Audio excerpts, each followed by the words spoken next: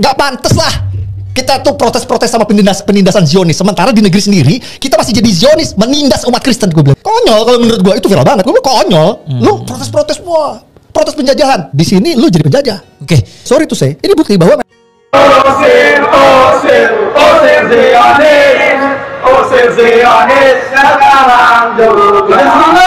Usir Zionis, usir Zionis sekarang juga. Akbar. Bapak Prabowo, Presiden yang kami hormati. Pertama, kami apresiasi niat baik Anda untuk membawa 1.000 pasien Gaza.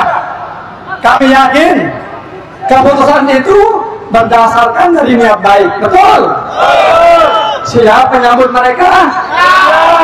Siap menyambut mereka? Siap. Tapi ingat, jangan sampai kita menjadi bagian dari agenda Zionis untuk mengosongkan Gaza. Takbir! Allah. Sekarang saya mau tanya kalian semua.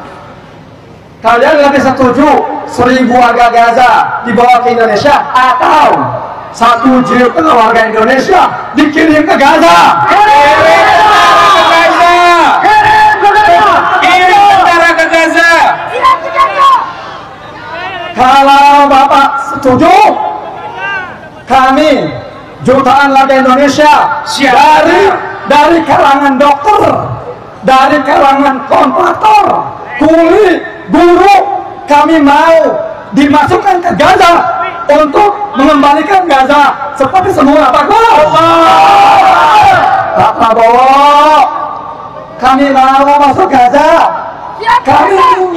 Kami mau mengangkat runtuhan bangunan itu dengan tangan-tangan kita. Kami mau membangun kembali Gaza. Kami mewakili para dokter. Kami mau merawat warga Gaza. Buka perbatasan, buka perbatasan, buka perbatasan sekarang juga. Semuanya, buka perbatasan, buka perbatasan sekarang juga. Buka perbatasan sekarang juga. Jadi kami rasa ini lebih strategis. Jangan mereka bawa ke sini, tapi bawa kami ke sana. Kami mau berjuang di sana dengan tangan-tangan kami, dengan tubuh-tubuh kami. Hari ini tubuh kami di Lampung. Hari ini tubuh kami di Tugu Gajah Bundaran. Tapi kami, jiwa kami, pikiran kami, hati kami ada di Gaza. Takbir! Mind blowing di hari ini yang bisa menambah pengetahuan-pengetahuan baru. Semoga mind blowing. Pasti mind blowing menurutku, dan pasti banyak yang gak suka juga. Namanya orang kan gak bisa 100% suka sama kita. Ya kita kan? nggak bisa, we cannot please everyone. Kita nggak bisa nyenengin semua orang. Ya. Oke. Dan Mas Arya ini dikenal juga sebagai Abu Janda. Iya kan? Panggilannya itu. Panggilan itu. Kenapa itu Abu Janda tuh? Oke, ini long story tapi make it short. Ya. Jadi dulu itu pernah ada teroris yang namanya ISIS, pernah dengar? Ya. Ini gua ngomong ISIS aman gak nih? Enggak apa-apa, silakan. Aman ya? Kita ngomongin aja. Jadi ISIS itu waktu itu banyak rekrut orang dari Indonesia. Ya, banyak orang Indonesia pergi ke Timur Tengah. Specifically ke Suriah waktu itu untuk gabung sama ISIS waktu itu.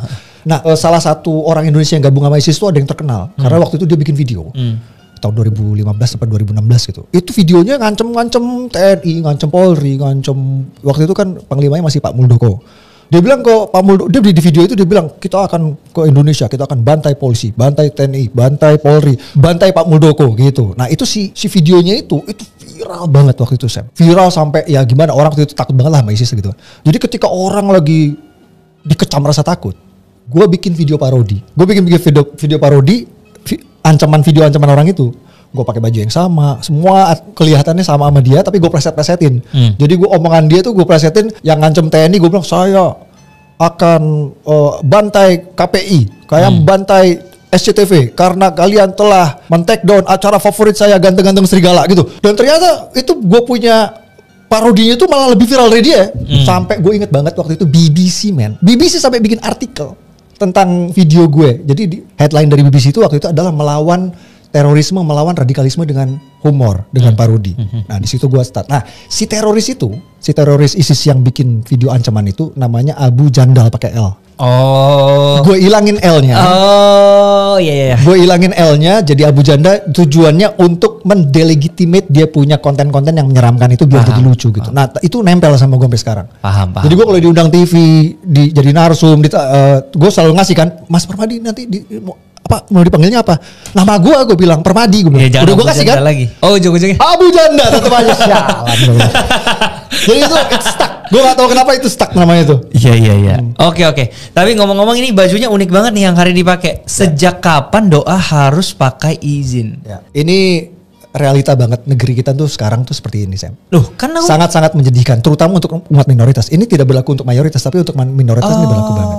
Gitu ya? Ya, umat minoritas itu sekarang dipersulit untuk bangun rumah ibadah, dipersulit. Jangankan bangun rumah ibadah, mau ibadah di rumah pun dipersulit. Mereka ibadah di rumah disatronin warga, digeruduk warga, terus ditanya nih izinnya mana, katanya gitu. Jadi makanya gue bilang sejak kapan doa ke Tuhan harus minta izin. Tapi kan itu realita bangsa kita yang 5 tahun terakhir. 5 tahun terakhir. Ya. Tapi kan gini Mas, maksudnya intoleransi udah makin parah banget. Ya, tapi kan Mas Arya ini kan sekarang sosok yang maksudnya akhirnya gue tunggu loh, sebelum mau nanya, Mas Arya ini Muslim kan? Iyalah. Bener-bener Muslim. Insya Allah. Berarti masih sholat. Gue tadi pagi bangun, gue sebelum kesini gue sholat. Melakukan semua rukun Islam. Gue sholat subuh, udah gitu gue sholat duha jam 8 pagi. Bahkan gue berani taruhan, orang-orang muslim yang nuduh gue bukan muslim, yang mengkafirkan gue, belum tentu sholat, udah pernah sholat di tempat yang gue pernah sholat. Gue pernah sholat di Masjidil Haram, gue pernah sholat di Nabawi, gue pernah sholat di Masjidil Aqsa. Orang-orang yang nuduh gue kafir, belum tentu mereka pernah sholat di 3 tempat suci itu. Gue udah pernah. Jadi ya biasa, nggak, itu asal lo tahu bahwa itu memang bagian, it's a part of Islamic internal politik. Jadi kalau lu punya narasi yang berseberangan dengan kelompok-kelompok kanan, memang itu mereka mengkafirkan. Jadi kenapa gue perlu dikafirkan? Kenapa seorang Permadi Arya Abu Janda harus dinarasikan bahwa dia ini kafir, bukan Islam? Karena narasi-narasi gue berseberangan dengan kelompok kanan itu. Ya karena kan Mas Arya sangat-sangat. Jadi mereka supaya gimana? Kan lu pernah dengar istilah kill the messenger kan? Yeah. Kill the messenger adalah lu kalau pengen mendelegitimasi suatu narasi, satu pesan, bunuh yang ngomongnya gitu. Ya caranya itu apa? Character assassination. Lu ngapain denger dia bukan Islam. Gitu. Jadi apapun yang keluar dari mulut gua nanti kan orang udah ngapain dengerin dia, orang dia kafir kok gitu. It's a part of propaganda war ya. Ya, tapi kan maksudnya Mas Arya ini adalah Muslim yang sangat-sangat peduli terhadap kaum minoritas Kristen atau apapun itu yang seperti pembubaran gereja dan lain sebagainya. Itu kenapa? Ada alasannya. Begitu perhatian. Ada alasannya sih. Ya. Karena ini semenjak terutama periode kedua Pak Jokowi, memang intoleransi ini semakin parah, semakin menurut gua tuh udah masuk levelnya tuh udah level biadab ya, udah sangat-sangat barbar biadab gitu. Jadi sorry to say ini bangsa gue, tapi ya memang sebagian bangsa gue tuh bukannya maju ke modern tapi malah mundur ke zaman batu gitu, makin primitif gitu. Sam tahu nggak? Hari Minggu kemarin tanggal 5 nih ya. Oh, ulang tahunku itu. Ya. Oh, happy birthday. Iya, pasti. 5 Mei ini. Ya, 5 Mei ini. Kenapa itu? Berbarengan dengan dirimu ulang tahun, itu ada mahasiswi Katolik dari Universitas Pamulang. Itu mereka lagi ibadah di kosan mereka ya, di tempat tinggal mereka. Ya, orang Kristen ibadah ya nyanyi-nyanyi kan. Itu disamperin sama warga, digeruduk warga. Intinya bilang, saya tidak suka dengar kalian nyanyi-nyanyi di sini. Stop. Sampai akhirnya terjadi pemukulan dan salah satu cewek Katolik yang terlibat di dalam doa itu sampai ketusuk. Bayangin. Itu realita di negeri kita, Sam. Negeri kita itu, kita tinggal di negara ketika lu berdoa sama Tuhan lu bisa dibacok. That is the reality of this country. Dan itu bukan incidental gitu. Itu sesuatu yang udah jadi rutinitas.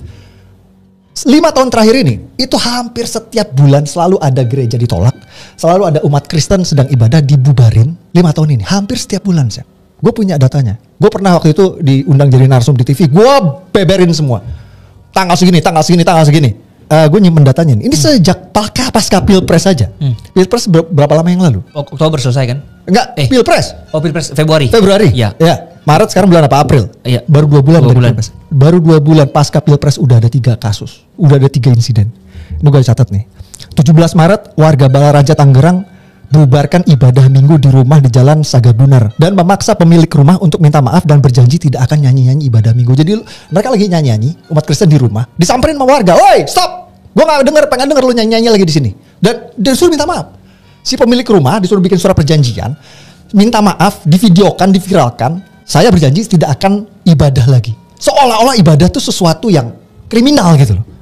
What the fuck gitu. That is our country today. Terus tadi 17 Maret, 25 Maret umat Islam di Semboja Kaltim itu membubarkan ibadah minggu dan membongkar papan gereja GKII. Jadi ibadah minggu lagi berlangsung, mereka datang terus bubar gitu. Itu tanggal 25 Maret. Dan yang terbaru yang gue bilang tadi dulu, itu tanggal 5 Mei kemarin mahasiswa-mahasiswi Katolik Universitas Pamulang dipukuli, dibacok warga hanya karena mereka tidak suka dengar mereka nyanyi. Oke. What that is our country today. Dan ini yang ketahuan ya. Ya, memang kita nih tinggal di era media sosial ini memang apa-apa tuh lebih ketahuan ya. Mungkin dulu pun ada, cuman karena kita waktu itu belum era medsos jadi nggak viral lah gitu. Jadi ini yang viral. Ya ini maksudnya ini yang viral. Belum yang nggak viral. Saja lebih tapi kita nggak tahu. Belum yang nggak viral. Oke. Tapi kalau pantauan gua, monitor gua itu hampir 11 kali pasti ada kasus di berbeda lokasi di seluruh wilayah Indonesia kecuali timur ya. Timur agak lebih bagus lah toleransi daripada wilayah barat. Oke. Jadi gitu loh Sam. Kita tuh tinggal di negara yang fobia terhadap ibadah umat Kristen tuh segitu parahnya gitu.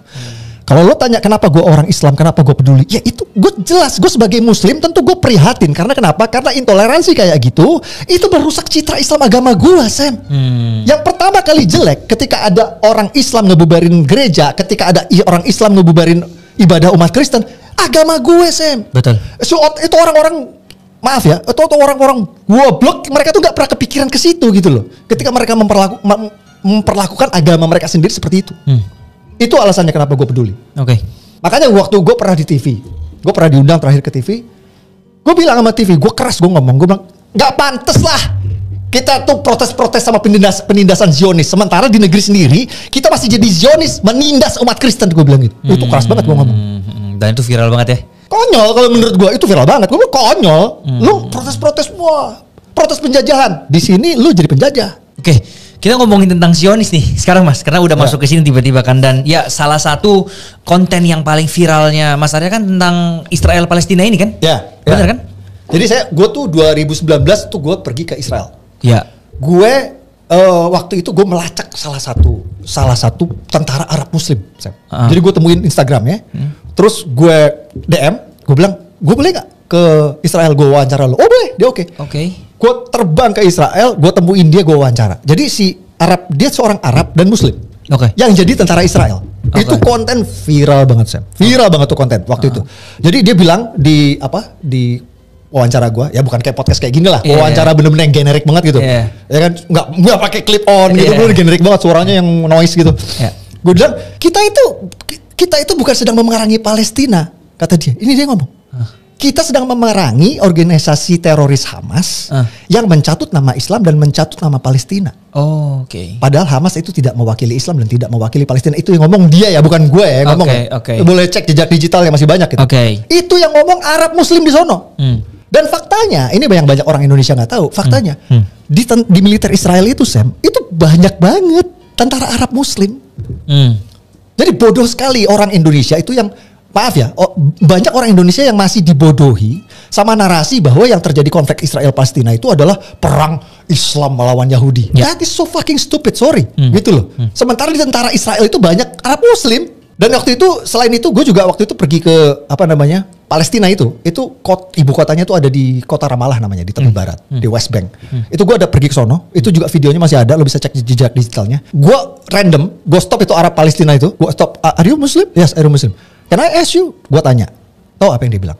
Dia bilang, ini Arab Muslim Palestina yang ngomong, yang kerok konflik dan perang itu Hamas di Gaza. Kita, Arab Palestina di tepi barat, kita tuh pengen damai kok. Kita pengen hidup damai berdampingan dengan Israel. Tapi ya mereka itu yang bikin ribut terus. Berarti sebenarnya ini yang makanya kita luruskan di podcast dulu ya, biar orang tuh tahu. Ya aku nggak mau meluruskan apapun, aku cuma menceritakan realita, fakta apa adanya, itu yang dikatakan sama orang Arab Palestina, bukan gue yang ngada-ngada gitu. Oke. Dan berarti Mas Arya sering banget ke Israel untuk bikin konten di situ dong? Setahun sekali adalah. Gue minimal setahun sekali gue pasti pergi ke Israel. Gak mahal kok, biaya sendiri. 30 juta paling. 30 juta tuh lu udah dapat including tiket pesawat, hotel, makan seminggu. Murah. Jadi itu nah ini harus gue luruskan ini. Jadi itu hoax ya. Kalau lu pernah lihat ada konten lah di apa video lah di TikTok lah yang bilang katanya influencer Indonesia tuh dibayar Israel lewat program Hasbara, 100% hoax ya. Ini gue pesan buat pendengar Sam ya. Gue rasa Sam ini banyak milenial Gen Z ya pendengarnya, jangan langsung percaya sama berita-berita soal Israel Palestina ya, yang terutama yang beredar di Indonesia. Sebagian besar hoax. Bahkan gue sangat menyayangkan bahkan media-media besar mainstream pun sering ikut memberitakan hoax. Gue kasih contoh. Contohnya nih, tahun 2021 Sam, waktu itu heboh banget. Ini jauh sebelum terjadi perang 7 Oktober. Tahun 2021 itu heboh berita. Seluruh media besar di Indonesia ngeberitain dengan headline tentara Israel menyerbu Masjid Aqsa. Semua media besar di Indonesia headline-nya kayak gitu. Tahu gak sih? Padahal fakta lapangannya. Fakta lapangannya itu ada perusuh masuk ke masjid, bawa batu, bawa petasan. Udah gitu mereka sengaja dari dalam masjid ngelemparin polisi Israel, nembakin polisi Israel pakai petasan. Yang akhirnya mau nggak mau tentara Israel terpaksa masuk ke masjid itu untuk nangkepin para perusuh. Itu yang terjadi sebenarnya. Itu yang sebenarnya terjadi. Tapi tahu apa yang terjadi? Headline media besar di sini cuman menulis tentara Israel menyerbu Masjid Aqsa. Bagian perusuhnya ditulis gak? Kagak. Ini maksud gue ini banyak sekali. Sorry to say. Ini bukti bahwa memang pemberitaan atau framing media sekalipun di Indonesia itu banyak yang bias. Lebih ke antisemit, mereka memframing segala sesuatu tuh didasarkan rasisme benci sama Yahudi. Menurut gua. Nah itu fakta-fakta ini Mas Red dapat dari mana nih? Yang kayak tadi tahu ternyata ada dari dalam lempar keluar dan lain sebagainya. Ya kan media kan sumber bahan banyak gitu loh. Sorry tuh saya. Jadi sekarang kalau kayak media aja ya. Media nih sebelum ada Indonesia, lo tau gak media tertua di Indonesia apa? Media tertua di dunia lo tau gak apa? New York Times. Coba gue tanya. Very correct. New York Times orang nyangkanya mungkin CNN, BBC. No. Salah satu kantor berita tertua di Indonesia itu adalah New York Times. Dan New York Times itu terkenal sangat-sangat objektif dalam pemberitaan. Mereka nggak bias atau pro Barat, pro Timur, no, pro Israel pun no.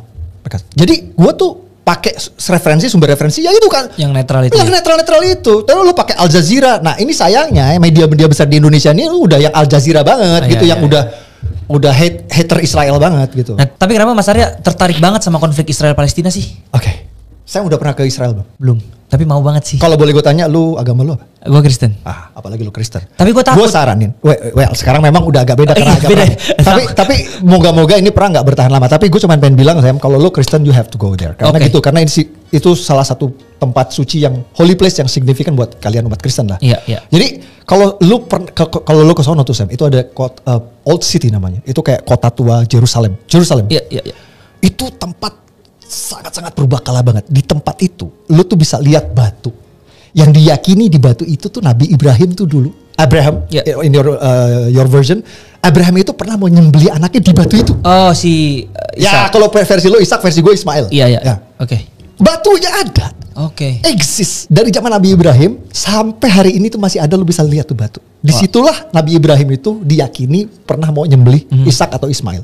Ya. Terus di situ juga ada Bait suci itu adalah waktu itu Nabi Musa, pernah dengar Moses kan? Iya. Ketika dia bawa Israelit bangsa Yahudi dari Exodus itu, dari perbudakan di Mesir dibawa ke Israel itu. Betul. Itu dia mendirikan bait suci atau sinagog rumah ibadah Yahudi pertama. Iya, tahu. Itu ada istilahnya bait suci. Itulah reruntuhannya. Sisanya itulah yang sekarang jadi tembok ratapan itu. Tembok ratapan itu adalah dinding bagian yang dulunya itu adalah sinagog, rumah ibadah suci agama Yahudi yang dibangun oleh Moses. Oke. Lu bisa kebayang nggak betapa tuanya itu tempat? Iya. Lu kalau jalan-jalan di nanti kalau lu punya gambaran itu lu bisa di YouTube banyak tuh yang kayak apa walker gitu ya. Itu jadi kalau lu jalan di jalan di kota tua itu, lu tuh bisa jalan di tempat dulu nih Yesus ini pernah lewat sini gitu. Dulu Yesus ini pernah sermon, pernah khotbah di sini.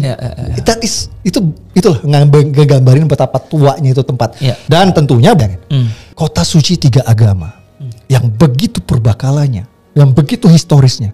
Dan ironisnya begitu berdarahnya, Sam. Karena ini tempat yang diperebutkan sama 3 agama ini dari zaman batu sampai zaman sekarang. Belum kelar-kelar, Sam. Tunggu, 3 agamanya apa? Kristen, Islam satunya? Ya, kan jadi gini loh. Kristen, Islam, Yahudi. Yahudi. Itu disebut sebagai Abrahamic religion. Karena semua rootnya tuh dari Abraham. Iya, betul. Iya, oke, paham. Jadi kalau lo nanya, kenapa gue demen bolak-balik ke sono? Ya itu, karena kalau lo punya jiwa spiritual, Sam. Kalau lo ada titik spiritual dalam diri lo akan jatuh cinta sama tempat itu. Karena begitu bersejarahnya tempat itu. Oke, jadi sebenarnya Mas Arya ini lebih suka sama sejarah daripada Israel Palestina ini dibandingkan konfliknya dong sebenarnya. Ya, karena gini loh, Sam. jujur ya Sam ya, ini konflik yang sekarang tuh udah banyak politik ya, it's politicized. Oh, gitu. oke. Kalau udah politisasi, udah terlalu banyak distorsi informasi, udah terlalu banyak memutarbalikan fakta, terutama maaf ya di Indonesia ya, itu banyak yang minim literasi sejarah untuk specifically untuk urusan konflik Israel Palestina ini. Yeah. Jadinya banyak orang yang percaya sama hoax yang banyak beredar tentang Israel Palestina. Ini contohnya satu nih. Salah satu hoax yang ini perlu diluruskan ya. Hoax yang sangat-sangat apa ya? Misalnya populer hoax gitu. Hoax yang sangat-sangat populer. Palestina nih narasi kayak gini. Palestina adalah negara Arab pertama yang mengakui kemerdekaan Indonesia. 100% hoax gue bilang. Palestina adalah negara Arab pertama yang mengakui kemerdekaan Indonesia. Itu 100% hoax. Nih denger ya. Kalau milenial Gen Z, be careful what you read out there. Itu a lot of hoax out there. Itu hoax. Kenapa? Karena waktu Indonesia merdeka tahun 1945 belum ada negara Palestina, Sam. Jadi waktu itu yang terjadi waktu itu adalah memang Pak Karno waktu itu untuk merdeka itu agar diakui PBB, Pak Karno perlu pengakuan dari negara lain. Jadi waktu itu Pak Karno ngirim delegasi Kiai Haji Agus Salim untuk mendapatkan pengakuan dari negara-negara Arab yang waktu itu akhirnya Mesir setuju. Oke, lo datang sini. Pergilah delegasi Kiai Haji Agus Salim ke Mesir untuk minta tanda tangan pengakuan kemerdekaan karena itu perlu untuk pengakuan PBB. That is what happened. Jadi Mesir adalah negara pertama Arab yang mengakui kemerdekaan Indonesia. Nah, ketika Kiai Haji Agus Salim lagi di Mesir, ketemulah sama Mufti Palestina. Mufti Palestina tuh kayak ya pemuka agama dari Palestina lah. Oh, Palestina udah berdiri nih akhirnya? Belum, dia lagi ngumpet. Mufti Palestina itu lagi ngumpet di Mesir karena dia di buronan dikejar-kejar sama Inggris karena dia tuh anteknya Hitler Nazi. Itulah foto, itulah yang dipelintir kemana-mana seolah-olah wah ini ada Mufti Palestina ketemu Agus Salim berarti ini negara Palestina mendukung kemerdekaan Indonesia. No. Karena bahkan negaranya belum ada. Nggak ada. Ini contoh lagi kedua nih yang menurut saya ini perlu diluruskan. Ini very important ya. Ini banyak sekali beredar narasi terutama sejak penolakan timnas Israel dan gagalnya Pildun kemarin. Katanya jadi opini yang beredar itu adalah bahwa segala sesuatu yang berbau Israel itu melanggar konstitusi. Oke. Nah, konstitusi kita UUD 45 kita itu never mention anything about Israel. Nggak ada. Jadi UUD 45 kita cuma beruji gini, Sam. Kemerdekaan adalah hak segala bangsa dan penjajahan di muka bumi harus dihapuskan. That's it. Nggak nyebut-nyebut Israel. Ini dicocok logi dengan konflik Israel Palestina. Dicocok logi. Karena bagi mereka dipaksakan narasinya ke situ karena ya mungkin ada kebencian sama Israel, bahkan sampai dibawa-bawa ke olahraga segala. Menolak timnas Israel, sorry itu nih Sam. Gue bilang nih sekarang, nolak timnas Israel tuh menurut gue udah murni rasisme, anti Yahudi. Gak ada kaitannya sama konstitusi itu. Mungkin ini ya. Kan bagi mereka penjajahan di muka bumi harus dihapuskan. Dia merasa bahwa Israel sedang menjajah. Ya karena. Nah itu dia makanya gue bilang itu cocok logi. Kenapa? Karena gue harus explain nih. Ini penting sekali untuk di-explain ke generasi muda sekarang bahwa kalian itu memang harus harus literasi sejarah ditingkatin lah. Tahu sejarahnya dulu lah ya. Harus tingkatin literasi sejarah. Jadi kenapa gue bilang itu cocok logi. Kalau lo menggunakan narasi di UUD 45 ke konflik Israel Palestina itu cocok logi. Karena kenapa? Karena narasi Israel jajah Palestina. Itu opini, Sam, bukan fakta, Sam. Oh. Itu opini, bukan fakta. Gimana? Faktanya, gue jelasin sekarang nih ya. Ini penting sekali. Faktanya, negara Israel itu didirikan bukan di atas tanah Palestina. Negara Israel itu didirikan. Jadi kan salah narasinya yang beredar. Kenapa Israel jajah Palestina? Karena Israel itu didirikan di atas di atas tanah Palestina. That is wrong. Wrong. Israel itu didirikan di atas tanah Ottoman Turki. Ya. Jadi dulu itu tidak ada this is fact ya, denger ya, ini fakta. Dulu itu tidak ada negara Palestina, tidak ada bangsa Palestina. Yang ada waktu itu di sana adalah negara Ottoman Turki. Ottoman Turki, gue ulang nih, ini fakta. Ya. Jadi tanah yang dipakai untuk mendirikan negara Israel itu negara milik Ottoman Turki, bukan milik Palestina. Ini fakta ya. Jadi ceritanya gini Sam, dulu waktu itu Perang Dunia ke-1 pernah dengar? Ya. Itu sebelum yang Perang Dunia Kedua. Perang Dunia ke-1 itu perang salah satunya adalah Ottoman Turki yang terlibat waktu itu. Yang sekarang jadi Turki ini. Siapa? Erdogan itu. Itu kan dulu masih kekhalifahan. Masih bentuknya masih kayak dinasti Islam lah gitu ya. Kekhalifahan Islam gitu. Nah, itu Ottoman Turki kalah perang sama Inggris di Perang Dunia ke-1. Lalu sebagian besar wilayahnya, sebagian wilayahnya itu diserahkan sama Inggris sebagai pampasan perang. Jadi yang kalah nyerahin ke yang menang gitu kan.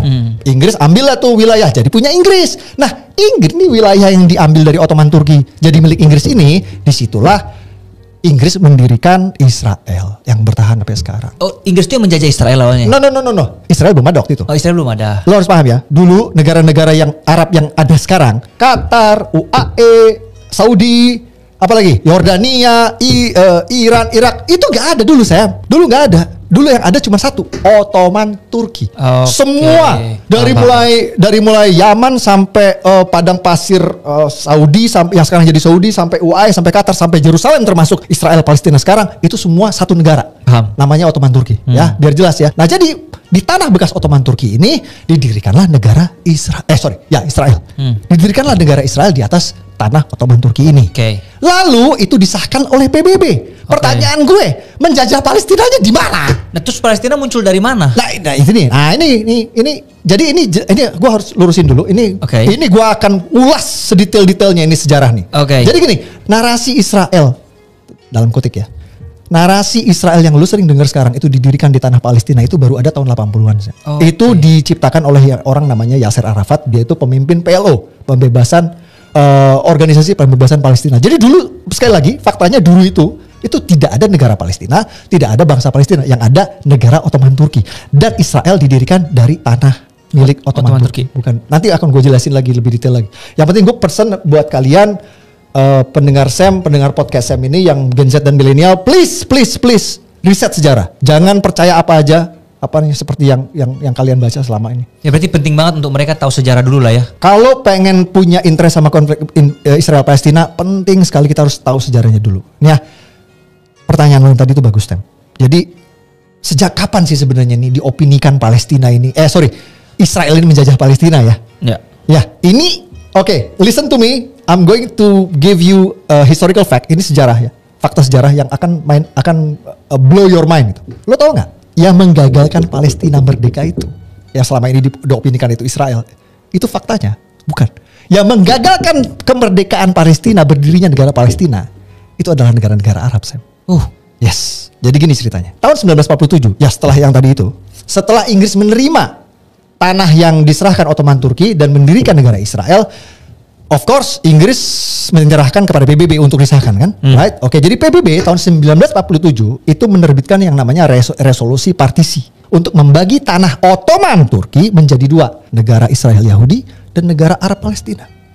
Jadi di atas tanah milik Ottoman Turki, sekali lagi ya, jelas ya, tanah milik Ottoman Turki didirikanlah oleh PBB dibagi dua menjadi negara Israel Yahudi dan negara Arab Palestina. Jadi apa yang terjadi? Waktu itu negara-negara Arab, semua negara Arab yang ada di itu, Yordania, Mesir, Syria, itu menolak resolusi dari PBB itu. Terus apa yang terjadi? Mereka menyerang waktu itu. Setelah mereka menolak resolusi dari PBB itu, mereka menyerang dan menduduki tanah yang sekarang disebut Palestina itu. Jadi lu asal tahu, yang namanya Gaza itu dulu dikuasai sama Mesir. Jadi ketika itu tanah Ottoman itu mau dibagi dua sama PBB, satu dikasih Israel, satu dikasih Yahudi, satu dikasih Arab, yang namanya satu Israel, satu Palestina, ditolak sama negara-negara tetangga semua. Nah, ditolak itu supaya apa? Karena mereka tidak mau ada tambahan negara baru. Intinya gini, mereka tidak mau menerima rencana yang yang dicanangkan sama PBB. No, mereka mungkin punya rencana sendiri, gue nggak tahu apa. Pokoknya gue nolak. Akhirnya apa? Akhirnya Israel berdiri waktu itu kan Israel langsung terima. PBB siap, thank you banget, gue terima ya tawarannya ya. Langsung mereka mendeklarasikan negara Israel Raya berdiri sampai sekarang. Tapi Palestina ketika mereka mau mendirikan negara itu, Palestina mau accept dia PBB punya resolusi, negara-negara Arab bilang no, I will not let you, gue gak akan kasih, dan diserbu sama Arab. Gaza yang sekarang itu diributin itu, katanya dijajah sama Israel, itu dikuasai sama Mesir. Terus tepi barat yang sekarang jadi ibu kota Palestina itu dikuasai sama Yordania. Dan bertahun-tahun Sam, Mesir dan Yordania itu menolak mengakui kedaulatan negara Palestina. Jadi intinya mereka nggak mau ada Palestina berdiri di situ. Ini fakta sejarah. Ini fakta sejarah. Ya, jadi sampai akhirnya setelah bertahun-tahun peranglah dengan Israel, kalahlah si Mesir dan Yordania ini. Oh, jadi sebenarnya yang perang itu bukan Palestina ya, tapi Palestina tidak pernah berdiri, Sam, karena digagalkan sama negara-negara Arab ini. Tapi sekarang udah berdiri kan? Nanti dulu, belum selesai. Let me continue. Jadi sampai akhirnya perang lah si Mesir sama Yordania ini sama Israel.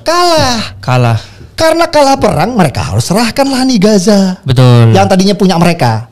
Mesir serahin Gaza ke Israel dan Yordania serahin tepi barat ke Israel. Lo tau nggak apa yang dilakukan Israel setelah Israel mendapat Gaza dan tepi barat dari Mesir dan Yordania? Gimana tuh? Yang dilakukan sama Israel, Israel langsung menawarkan kepada bangsa Palestina, mau nggak bikin negara?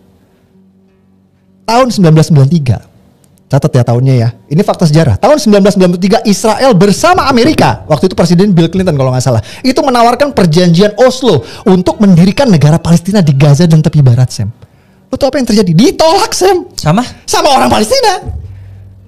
Ditolak. Malah waktu itu, specifically Hamas. Ya. Jadi yang nolak tuh Hamas. Jadi udah tawaran niat baik dari Israel dan Amerika ini ditolak, malah dibalas oleh serangkaian teror bom yang namanya Intifada. Gue punya datanya. Juni 2001. Jadi ini pasca dari tawaran pendirikan negara Palestina di perjanjian Oslo di Amerika itu terjadi serangkaian teror bom yang namanya Intifada. Juni 2001 serangan bom di kafe Tel Aviv tewaskan 21 anak remaja. Agustus 2001 serangan bom di restoran Yerusalem tewaskan 15 warga. Desember 2001 serangan bom lagi tewas 13 tewas, dan Maret 2002 serangan bom lagi 30 tewas. Beruntun, Sam. Karena serangan beruntun inilah, nah ini harus paham ya, karena serangan bom beruntun inilah makanya Israel terpaksa membangun pagar tinggi yang membatasi orang keluar masuk Gaza. Kalau lo pengen tahu sejarahnya nih ini. Oh, jadi orang sekarang nih, Sam, let me finish. Orang sekarang ribut Gaza open air prison, Gaza itu penjara terbuka. Mereka apa pernah membahas bahwa Israel itu terpaksa bangun dinding itu karena untuk mencegah serangkaian teror bom itu? Pernah nggak dibahas di sini? Nggak pernah. Oke, ini aku mempertanyakan lagi. Berarti sebenarnya ini dulu perang itu bahkan tidak ada, tapi gara-gara setelah yang perjanjian Oslo itu malah dibom sama si Palestina. Let me finish, biar gue selesaiin dulu. Jadi ini biar jelas clear. Jadi faktanya dulu Gaza itu nggak dipagar seperti sekarang sama dinding tinggi itu nggak ada. Dulu tuh warga Gaza, Sam. Jadi yang namanya ekonomi itu kan yang prosper itu waktu itu emang dari dulu sampai sekarang itu Israel. Israel emang prosper lah, karena Israel itu sekutunya Inggris dan Amerika. Of course mereka akan membantu ekonomi Israel untuk prosper. Jadi yang namanya job opportunity, lapangan kerja itu adanya di Israel. Orang Gaza dulu itu bebas pergi ke Israel untuk bekerja. Tapi gara-gara ada serangan bom beruntun yang namanya Intifada itu, Sam, akhirnya Israel terpaksa bangun dinding mengelilingi Gaza dan membatasi geraknya mobilitas warga Gaza. Apa yang terjadi? Siapa yang paling menderita? Gue tak pengen tanya. Yep. Yang paling menderita ya warga Gaza. Siapa yang biang kerok yang paling membuat warga Gaza menderita? Akhirnya nggak bisa nyari duit, nggak bisa nyari nafkah, nggak bisa. Itulah serangan teror bom yang dilakukan Hamas itu. Itu realitas. Nah ini fakta. Ini biar gue nggak ngalor ngidul, gue pakai ini ya, gue pakai data ya. Fakta penting lagi, setelah Amerika dan Israel menawarkan perjanjian Oslo untuk mendirikan negara Palestina yang ditolak tahun 1993, tahun 2007, Sam, ya waktu itu Presiden Amerikanya George Bush. Amerika dan Israel kembali menawarkan keduanya nih yang namanya two state solution. Lo pernah dengar?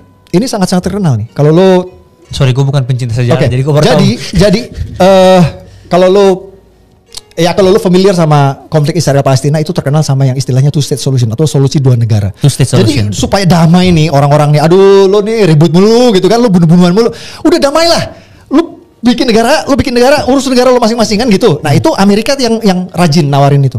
Amerika tahun 2007, Presiden Amerika George Bush menawarkan two state solution, solusi dua negara. Oke, Palestina udah ya, jangan ribut. Lo dirikan negara Palestina berdampingan dengan Israel ya, udah ya, urus negara lo masing-masing. Tahu apa yang terjadi? Sorry, waktu itu tawaran dari Amerika itu disetujui. Jadi disetujui sama? Oke, let me explain. Kalau lo nggak familiar, ini buat Gen Z sama milenial, kalau nggak familiar, Palestina ini punya pemerintah kayak Indonesia. Palestina punya pemerintah kayak Indonesia. Punya presiden, ya, punya ibu kota negara gitu. Presiden Palestina itu namanya Mahmud Abbas. Itulah presiden resmi Palestina kayak sekarang Pak Jokowi lah kita.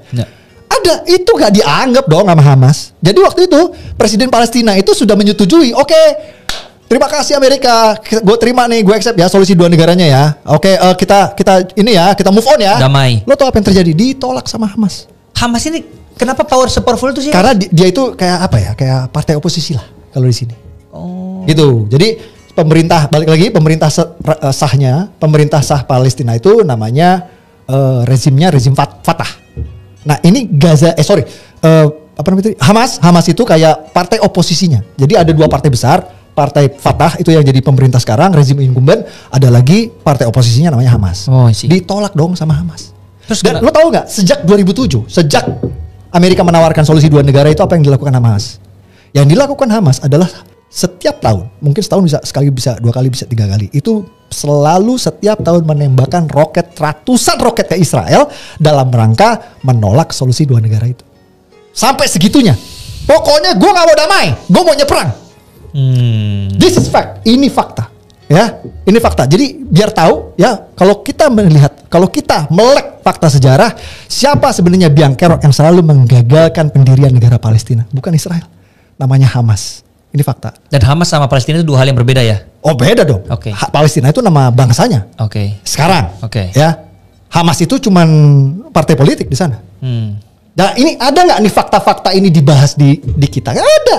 Semua fakta-fakta ini ya yang mendiskreditkan pihak yang mereka bela itu kayak mereka tutup mata gitu. Mereka anggap itu nggak ada gitu. Itu menurut gua makanya menurut gua itu bukti bahwa segala sesuatu yang berbau Israel di sini tuh didasarkan dengan antisemitisme, rasisme, benci sama Yahudi. Itu menurut gua. Nah, berarti orang yang bela Palestina sekarang itu bukan karena konflik, tapi lebih ke memang rasis aja sama bangsa Yahudi. Itu menurut gua ya. Sorry to say. Okay. Menurut gua banyak orang yang peduli Palestina bukan karena peduli kemanusiaan, tapi karena mereka antisemit, rasis, benci sama Yahudi. Kenapa? Menurut gua, pembuktiannya gampang, Sam. Oke. Gue bisa ngebuktiin di sini gampang. 30.000 sipil tewas di Gaza. Oke. Sejak 7 Oktober dibom sama Israel. Tuh, Gaza ini punyanya Palestina dong. Oke. Oh, gue jelasin ya. Jadi Palestina itu ada 2 provinsi, satu provinsi tepi barat, satu provinsi Gaza. Oke. Nah, si Gaza ini dikuasai sama oposisi tadi yang gue bilang partai oposisi yang namanya Hamas. Kalau pemerintah resminya, pemerintah sahnya itulah di Fatah, ada di tepi barat. Anyway, gue turut berduka cita sejak insiden penyerangan Israel oleh Hamas 7 Oktober itu. Israel gencar ngebom Gaza karena Hamas menculik, gue nggak tahu jumlahnya berapa. Pokoknya tanggal 7 Oktober itu Hamas nyerang ke Israel, 1.000 tewas kalau nggak salah, 1.000 sipil tewas. Terus dia bawa sandera ratusan. Exact numbernya gue nggak tahu berapa. Nah, sejak Hamas menculik warga Israel ke Gaza, itu dibawa ke Gaza, itu Israel gencar ngebom Gaza dari tanggal 7 Oktober. Karena dia minta exchange kan. Lo mau gue stop ngebom, pulangin tuh warga gue yang lo sandera. Dan sejak itu turut berduka cita 30.000 orang sipil jadi korban. Tewas di Gaza gara-gara pemboman Israel yang lo tau yang akan terjadi. Semua mewek di Indonesia. Semua mewek bareng-bareng menangisi 30.000 sipil yang tewas. Ya, pasang emoji semangka. Influencer ramai-ramai galang donasi. Pengajian, sholat jamaah, bikin doa bersama. Membela Palestina, doain Palestina, kutuk Israel.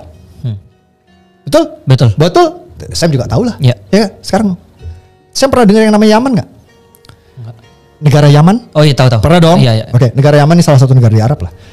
Negara Yaman ini, Sam, jauh sebelum 7 Oktober. Sebelum acak-acakan di Gaza ini, mereka udah acak-acakan duluan. Asal Sam tahu, Yaman itu perang sama Arab Saudi. Oke, Arab Saudi itu melakukan carpet bombing juga seperti Israel ngebom Gaza. Kayak gitu juga, ngebom. Wah, pokoknya bom indiscriminately lah. Arab Saudi. Lo tau gak yang tewas, warga sipil yang tewas di Yaman berapa? 400.000, Sam. 400.000 Muslim tewas dibom sama Arab Saudi. Fakta ini. Tahun berapa ini? Ini still going on sampai today. Mungkin startnya udah 3 tahun 4 tahun lah. Gue gak tahu pastinya kapan startnya, tapi udah still going on till today. Sampai hari ini udah 400.000 warga sipil tewas dibom Arab Saudi. 10 kali lipat di Gaza. Sekarang ada nggak rame-rame mewek di sini, mewekin Muslim yang tewas dibom sama Arab Saudi di Yaman? Gak ada. Ada gak influencer di Indonesia ramai-ramai galang donasi untuk Muslim yang 400.000 Muslim yang tewas di Yaman? Nggak ada. Ada gak pengajian sholat jamaah, bikin doa bersama, doain Muslim di Yaman dan kutuk Arab Saudi? Nggak ada, Sam. Lo tau kenapa? Karena yang ngebomnya Arab. Kalau yang ngebomnya Arab, mau jutaan Muslim mati di bom Arab, gak akan ada yang peduli. Tapi satu Muslim mati di bom sama Israel, mewek, kejang-kejang kelojotan berjamaah. Ya itu bukti menurut gua. Mereka bukan peduli kemanusiaan. Mereka cuma rasis, benci Yahudi aja. Kalau memang mereka peduli kemanusiaan, harusnya tidak ada double standard dong. Harusnya mereka akan peduli sama Muslim Yaman yang di bom Arab Saudi seperti mereka peduli sama. Kalau dari medianya mungkin, maksudnya siapa tahu berita yang enggak ada. Kan kita bisa lihat di media sosial dong, cukup dengan kehingar-bingar keriuhan di media sosial pun kita bisa cukup memantau itu. Gak ada. Tapi kok nggak pernah muncul di FYP? Ini semua, makanya lo aja nggak tahu kan, gue bilang kan. Nggak tahu ini fakta yang benar-benar. Exactly my point is. Itu justru menguatkan poin gue bahwa lo aja nggak pernah dengar. Gue nggak pernah tahu tentang Yaman. Padahal yang tewas 10 kali lipat. Kok bisa ya? Cuman masalahnya yang ngebomnya Arab. Yang ngebunuh Muslim di Yaman itu 400.000, yang 10 kali lipat di Gaza itu Arab. Coba yang ngebunuhnya Yahudi, pasti rame, pasti mewek, pasti pasang semangka, pasti influencer rame-rame galang donasi. Itu faktanya, realitanya. Menurut gue mereka sebenarnya bukan peduli kemanusiaan, mereka cuma rasis aja. Benci aja sama Yahudi, makanya kayak gitu. Nah terus akhirnya sekarang jadi boykot. Maksudnya karena mereka nggak ada. Mana ada yang rame-rame boykot nih? Yang lagi rame-rame boykot nih? Ada nggak boykot produk-produk Saudi ketika mereka ngebunuh Muslim Yaman? Nggak ada. Dia boykotnya produk Israel kan, yang sekarang yang lagi viral banget. Bahkan nih Sam, sorry nih Sam ya. Mereka ini yang lagi Sam tahu nih kan, boykot McDonald, KFC segala. Gue nggak apa menyebut merek sini. Iya ya. Nggak apa-apa.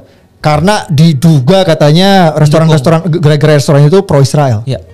Itu konyol menurut gue Sam, sorry tuh saya. Nih, sorry tuh saya ya. Gue maaf nih, gue ngomong nih. Gimana? Menurut gue aksi boykot itu tolol sih. Tolol itu. Kenapa gue bilang ketolol? Karena sorry ya, orang-orang tolol yang sekarang ribut boykot itu, otak mereka tuh tidak pernah nggak pernah sanggup untuk mencerna bahwa ketika kalau resto yang diboykot itu sampai tutup gara-gara sepi, yang jadi korban itu adalah pegawai Muslim saudara kita sendiri. Gak pernah nyampe otak mereka tuh untuk mikir sampai situ. Kalau sampai resto ditutup Sam, ya itu kasirnya, waiternya, OB-nya, ya notabene Muslim semua loh. Ya kita ngomong Indonesia lah ya. Jadi kita ngomong di Indonesia nih. Indonesia, ya. Kalau sampai resto yang diboykot di Indonesia, yang kita udah tahu lah merek-mereknya itu sampai tutup gara-gara sepi lah katakanlah. Itu nanti OB-nya, waiternya, kasirnya, ya yang notabene semua Muslim, itu yang bakal kehilangan pekerjaan Sam. Ini padahal kan, itu yang bakal nggak bisa ngasih makan anak istrinya nanti. Padahal kan kayak McD, KFC itu kan banyak banget cabangnya. Iya, nggak. Itu di Malaysia itu gue kemarin tuh baru 2 hari lalu tuh baru ada berita di Malaysia itu 10 gerai KFC itu baru tutup. Lo bayangin 10 itu kalau nggak salah ya, kalau nggak salah 10 apa 100 gitu gue lupa. Pokoknya anyway itu lo bayangin kalau ketika gerai restoran waralaba gitu tutup, itu kan pasti banyak banget yang kena imbas kan. Selain of course pegawainya dirumahkan, yang tadinya dapat gaji dia nggak dapat gaji, terus belum lagi supplier vendornya segala macam itu semua kena semua. Mereka ada nggak orang Israel dan Yahudi di situ? Gak ada. Orang Muslim semua. WNI lagi. Ya itu kan yang udah ditutup di Malaysia. Oh iya. Kalau ini seumpamanya ini terjadi di Indonesia. Iya. Ya. Sekarang gue pengen tanya, itu tukang-tukang boykot ya, yang nge-boykot resto-resto waralaba itu mikirin nggak kalau sampai misalnya ini ada waiter di PHK gara-gara restonya harus tutup, gara-gara sepi, gara-gara diboykot, terus dia pulang nggak bisa beliin anaknya susu, anaknya nangis minta susu tapi dia nggak punya duit untuk beliin susu karena udah di PHK. Sekarang gue pengen tanya, itu orang-orang yang boykot bakal mikirin tuh waiter yang orang Muslim itu nggak? Bakal nggak mikirin? Kagak, gue jamin.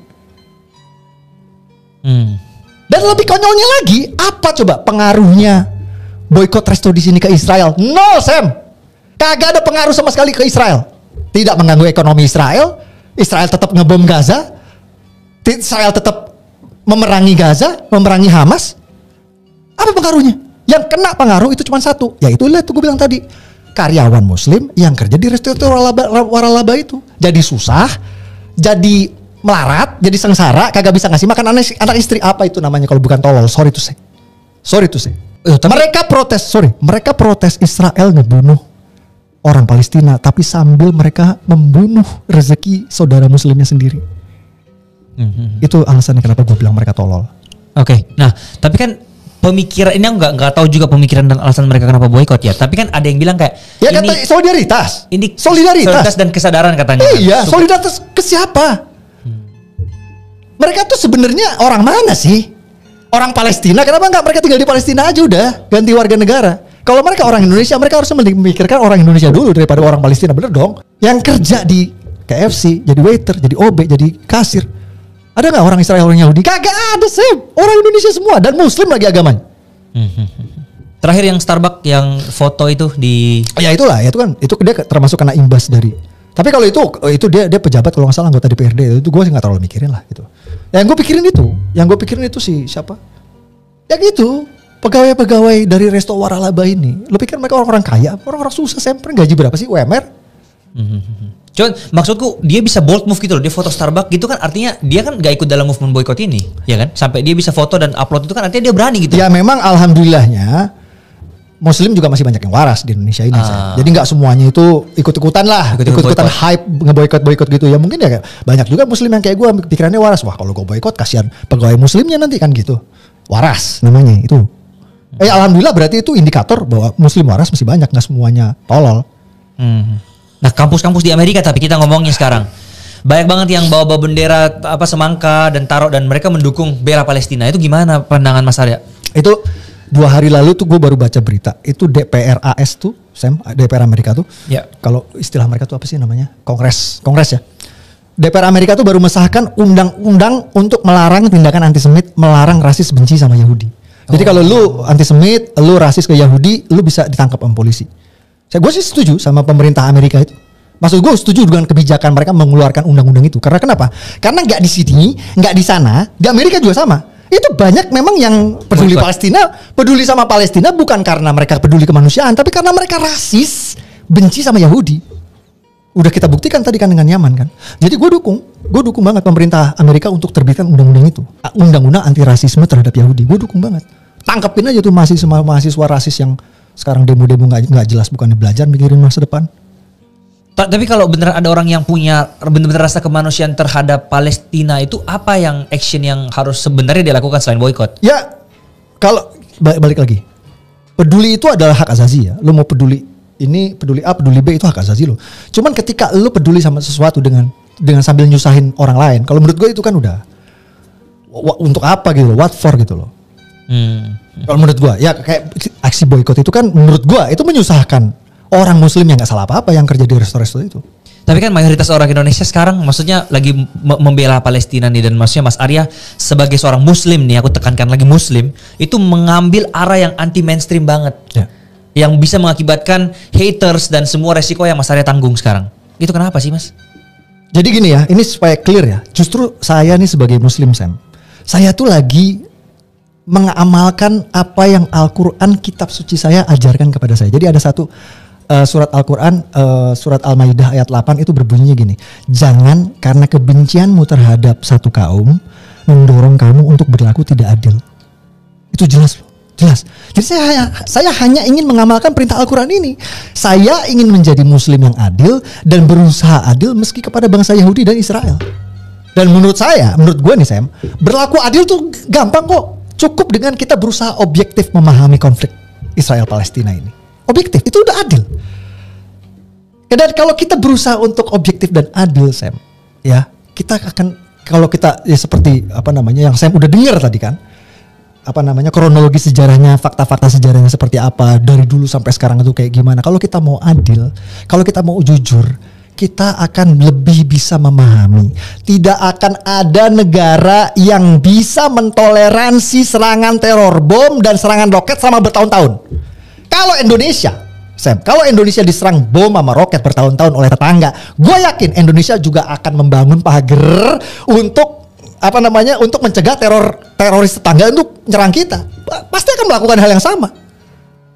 Jadi sekali lagi kalau kita pahami sejarahnya, kalau kita mau adil, kalau kita pahami sejarahnya, siapa sih sebenarnya yang biang kerok, yang menggagalkan perdamaian di sana?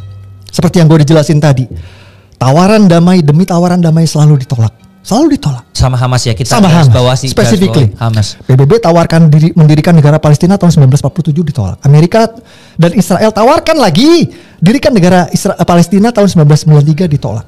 Amerika dan Israel tawarkan lagi solusi dua negara tahun 2007 ditolak lagi. Sekarang semua diputar balikan seolah-olah Amerika, PBB dan Israel yang jahat. Padahal semua tawaran dan niat baik mereka dari dulu selalu ditolak. Dan nggak cuma nolak, mereka malah membalas itu, tawaran dan niat baik itu dibalas dengan serangan bom, serangan roket. Sekarang gimana? Kalau lu jadi Israel gimana? Ini udah gue tawarin, udah mayo, lu malah ditembak roket. Kira-kira lu gimana sih?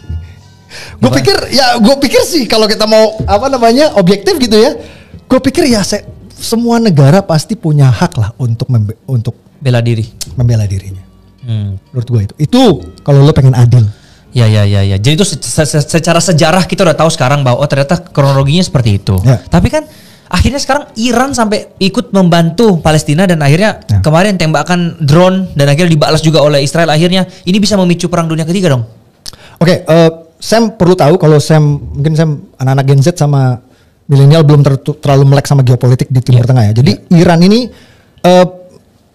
adalah apa namanya negara yang terkenal, Sam, yang punya kemampuan intelijen yang sangat canggih. Iran ini, dan Iran ini historisnya track recordnya itu dia memang lebih senang terlibat di konflik secara spionase diam-diam dari belakang, bukan perang terang-terangan. Bukan, itu memang bukan gayanya Iran.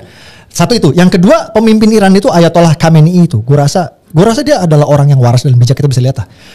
Gue yakin pemimpin Iran adalah orang waras dan bijak yang tidak akan membawa dunia ini ke perang dunia ketiga dengan nyerang langsung Israel. Itu kedua, 2 poin. Balik lagi, perlu diketahui adalah Iran itu punya historis sejarah selalu terlibat dalam konflik secara spionase, secara diam-diam. Waktu perang saudara di Suriah, Sam kalau tahu itu pernah ada perang saudara di Suriah itu Iran itu diam-diam membantu pemerintah Suriah untuk melawan pemberontak. Jadi waktu itu ada perang saudara, ada pemberontak mau ngegulingin pemerintah sahnya itu Bashar al-Assad itu. Jadi Iran tuh diam-diam ngebantu. Jadi mereka nggak turun terang-terangan, itu diam-diam gitu ngebantuin dari belakang lah, backing lah dari belakang. Terus Iran juga membantu pemerintah Irak menumpas ISIS karena waktu itu kan ISIS menguasai Irak. Dan yang kita tahu juga Irak juga mungkin pernah dengar Hizbullah. Hizbullah itu adalah milisi di Lebanon yang memang sering nyerang Israel. Itu juga backingnya Iran. Jadi yang supply senjatanya Iran. Nah ini memang gayanya Iran. Dan gue yakin Iran sampai kapanpun akan terus pakai cara-cara intelijen ini. Mereka tidak akan nyerang Israel secara terang-terangan. Jadi mereka akan selalu pakai perang, istilahnya perang proksi, perang pakai kaki tangan. Jadi kalau lo nanya apakah ada kemungkinan terjadi perang dunia ketiga karena Iran nyerang Israel, gue rasa enggak. Tapi menurut Mas Arya bakal ada gak perang dunia ketiga? Ya itu dia, kalau perang dunia ketiganya mulainya dari Ukraina mungkin. Gue lebih khawatir Perancis itu kan punya negara-negara boneka kalau Inggris itu kan punya Commonwealth, right? Kalau Perancis juga punya, Perancis itu punya negara-negara kayak Commonwealth Inggris gitu ya, negara-negara ya mantan jajahannya Perancis, itu di Afrika semua. Nah ini sekarang mereka tuh lagi konflik gitu. Jadi pemerintah-pemerintah yang tadinya ramah sama Perancis sebagai induk Semang itu pada digulingin semua, dikudeta semua sama kudeta-kudeta militer gitu. Dan ternyata ini Rusia ini ada di belakang. Rusia ini ada sebagai aktor di belakang penggulingan dari pemerintahan yang ramah dan bonekanya Perancis gitu. Jadi kepentingan yang tadinya kepentingan negara-negara, karena Afrika ini adalah supplier banyak raw material lah ke Eropa. Ya, termasuk mineral, termasuk juga diamond segala macam gitu. Jadi ini memang Europe ini punya stake yang besar di Afrika itu sebenarnya. Meskipun ya negaranya kelihatannya kayak gitu ya, miskin ya, tapi itu very very rich in source gitu, in natural resource.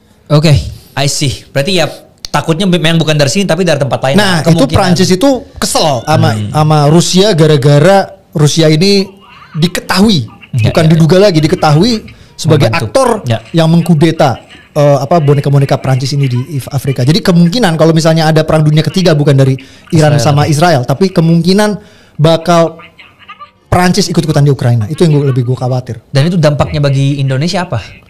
Pasti berdampak lah ya. Gue bukan ahli geopolitik ya, tapi kalau misalnya ada perang besar ya pasti ada dampaknya lah. Ekonomi apa gitu, bisnis. Yang pasti kalau ada perang, jadi gini loh, Sam, ini dunia ini kan udah kebelah jadi dua, Eastern Bloc sama West Bloc gitu. Jadi sampai sekarang. Ya kalau Western itu kan, istilah Western itu kan ya termasuk Amerika, Inggris dan Uni Eropa kan. Nah yang Timur ini kan koalisinya itu kan Tiongkok, Iran, Rusia gitu loh. Nah ini memang persaingan antara dua blok ini memang besar sekali. Jadi kalau ada kemungkinan, kalau lo tanya apa efeknya kalau sampai terjadi perang dunia ketiga, kalau perangnya antara blok itu, Indonesia efeknya kita harus milih blok.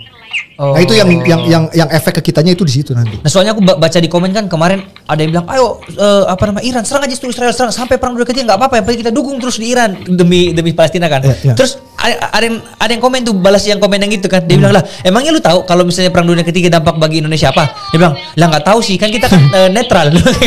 Dan padahal kan ujung-ujungnya ekonomi juga hancur pak. Pasti hancur, itu ekonomi jelas. Jadi ya kalau terjadi beneran perang nih, kita juga yang susah gitu loh di negara ini. Jadi jangan mancing-mancing kayak udahlah serang aja terus Israel, serang aja. Kalau perang beneran, wah kita juga kena gitu loh. Itu sih yang maksudnya yang harus ini. Ya intinya adalah apa yang kita mau sampaikan, di sini adalah perdamaian itu memang yang terlepas dari apapun, kemanusiaan dan perdamaian memang harus diutamakan nih. Kalau bisa Israel sama Palestina udah selesai, itu juga mau kita kan Mas. Nggak mungkin kita mau juga sampai mereka perang atau sampai gimana gitu kan. Iyalah, kalau orang yang average people like us gitu, kita punya keluarga, kita punya karir di kantor, kita kan nggak pengen macam-macam, ada neko-neko di hidup lah, yang penting di dunia berjalan dengan aman, tentram, terus kita urusan segala lancar kan itu. Nah itu kan kalau sampai ada perang, apalagi sebesar itu, itu semua kena upside down, jelas. Bener. Ekonomi bakal crash, Bener. Mata rupiah bakal melambung, terus mungkin sembako juga jadi langka. Scary. Efeknya scary kalau buat average people like us. Ya, jadi intinya adalah kita cuma butuh perdamaian. Kalau bisa gak usah ada sampai perang dunia ketiga. Oh iya. Ya. Kita berharap semua gue yakin bahkan termasuk pemimpin dunia kayak Joe Biden sama semua lah. Gue yakin mereka sebenarnya nggak mau lah bawa negaranya ke konflik besar-besaran yang bakal bikin susah bangsanya sendiri. Gue yakin nggak mau. Yakin gue. Pasti waras. Orang-orang sekarang tuh lebih waras loh, lebih menginjak bumi gitu. Iya. Kalau gitu sebagai penutup Mas Arya, thank you so much ya udah nge-share sekian banyak. Sebagai penutup apa pesan nih untuk semua yang menonton ini atau mungkin mayoritas akan generasi muda yang menonton apa? Oke, jadi karena Sam ini banyak milenial Gen Z yang dengar podcastnya, jadi gue pesannya cuma itu. Pokoknya untuk milenial Gen Z, kalian jangan seperti kita ya Gen Y dan Boomer. Kalian harus lebih melek sejarah, jangan minim literasi sejarah. Jangan percaya apapun yang kalian baca soal konflik Israel Palestina, riset sendiri, baca kronologi sejarahnya biar kalian